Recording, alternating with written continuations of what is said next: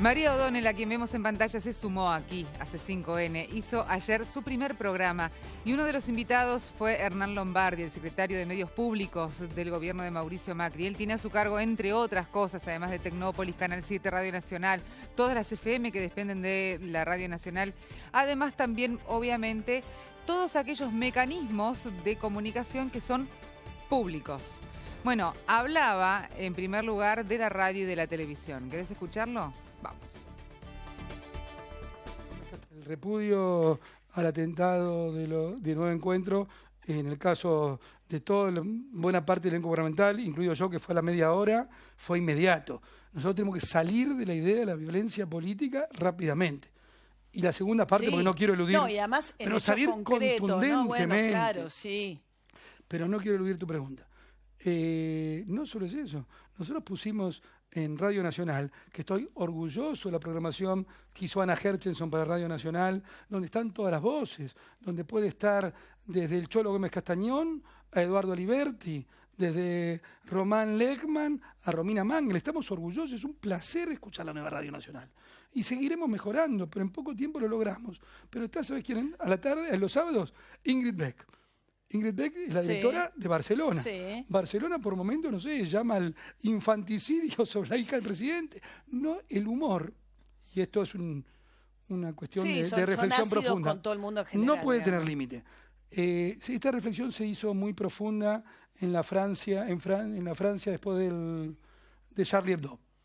Y vos acordate las reflexiones que había de mucha gente que decía fueron demasiado lejos en la crítica al fundamentalismo islámico.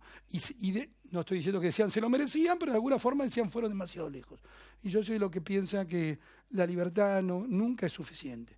Nunca se puede tener límites a la libertad. Cuando empezás limitando un poquito la libertad, después, ¿quién tiene el medidor de cuando el acidómetro del humor? Bien, pero ahí te acusaron de no haberlo hecho con una serie de despidos de la programación anterior, que estaba armada anteriormente. No, pero vamos ahí un punto de nuevo.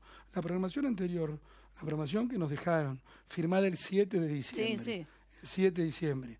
La programación de Radio Nacional era una programación absolutamente de una sola mirada, y que era, para ser sintético, los periodistas de 678 expandidos a lo largo de todo el área de Radio Nacional, sumado al director de Tiempo Argentino.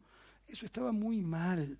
A su vez, y yo viste que soy cuidadoso porque... ¿Puedes decir que ahora no tienen un sesgo de relato pero por supuesto que no. Gubernamental o maqueo? Por supuesto que no, y yo cuando lo veo, digo, a mí me enorgullece que Mario Weinfeld, con el cual yo puedo... He discrepado mucho y últimamente he discrepado más, pero me enorgullece que Mario Weinfeld esté en Radio Nacional. Me parece, pero ni siquiera lo vivo como un mérito, me parece que lo vivo como volver al sentido común, que la radio pública tiene que expresar todas las voces, si la pagamos entre todos, ¿por qué va a decir lo que pensamos nosotros?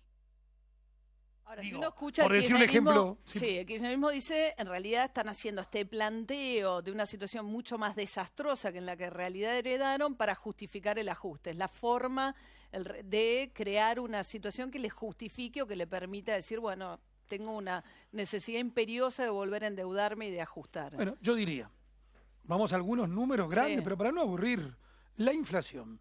La Argentina estuvo segunda y tercera en los rankings de inflación del mundo en los últimos 3 años. ¿Qué pecado cometimos? ¿Cuál es la maldición que tenemos para la cual tener la inflación que tuvimos todos estos años? ¿Somos torpes? ¿Estamos orinados por alguna bestia voladora? No, fue la cuestión del gran desmanejo de los asuntos públicos. Yo te diría otra base absolutamente concreta. Pasamos de 2 millones de empleados del Estado a 3,5 millones de empleados del Estado y no ganamos productividad por eso. Y lo cargamos fiscalmente a toda la economía argentina con algo que nunca había sido. Ahora, porque el tema empleo me interesa, pues es un tema delicado. Clave. Y pasa también que cuando el Estado empieza a despedir, los privados encuentran también una situación en la que, bueno, se puede ver reflejado también que hay despidos en el Estado y que empieza a haber también en el sector privado. Sí, pero pongamos esto cifras y sentido común. Sí. Todos nosotros el año pasado nos escandalizábamos cuando miramos el boletín oficial, sobre todo los últimos 6 meses, y ni que hablar después de las elecciones, nombramiento. Simplemente lo que se está haciendo es tratar de ordenar el desmanejo brutal del último año.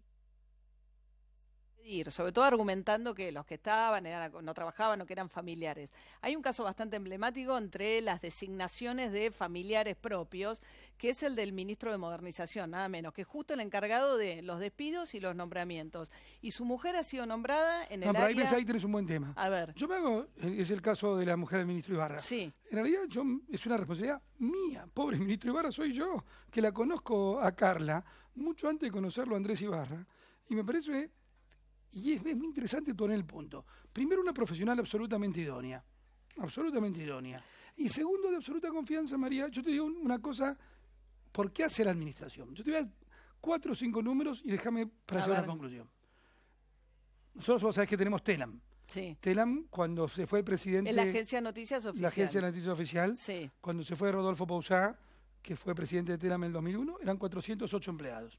Hoy son 950. Cuando en el Centro Cultural Kirchner, en una precarización absoluta del empleo, porque las relaciones eran con las universidades. Tercerizadas con universidades. O sea, doblemente precario, porque vos tenías, llamémoslo, un contrato basura con un empleador de segunda responsabilidad. Bueno, hay artistas que todavía no cobraron, que no sé si van a poder cobrar. Ahí tenés, sí. Pero no nos vayamos al punto de la mujer del ministro. Como nosotros justamente no agregamos, nosotros hemos entrado en TELAM con 6 personas, en todo el enorme que es Canal 7 y Radio Nacional con, al día de hoy, 8 personas. En cada una de las instituciones entramos con poquísima gente.